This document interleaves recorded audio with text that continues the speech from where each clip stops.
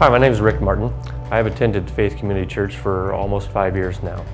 And I'm here today to discuss with you a little bit about God's faithfulness in my life.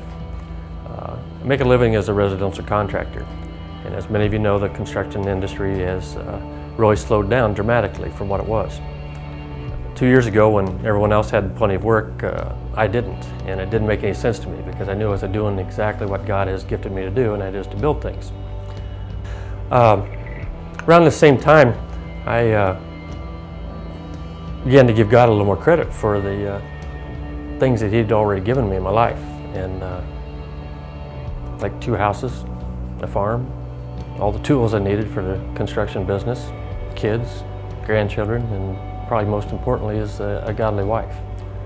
And then shortly thereafter, between the pity parties and complaining of not having any work, I decided to take God at His word and started tithing fully on everything that came into the business.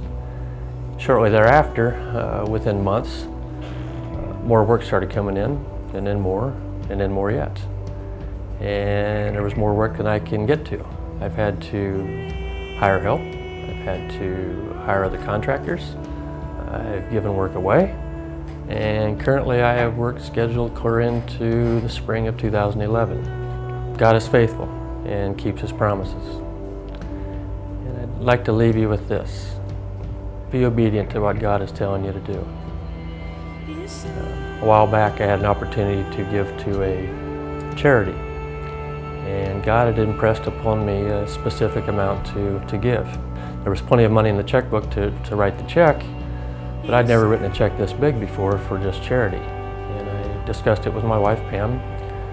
We discussed it several times, actually, and decided that we needed to do what He had been leading me to do. I wrote the check. I handed it to them early in the morning, and that same day, at 12:30, my cell phone rang, and it was a client that wanted to talk about a new project that he had in mind that he wanted me to do.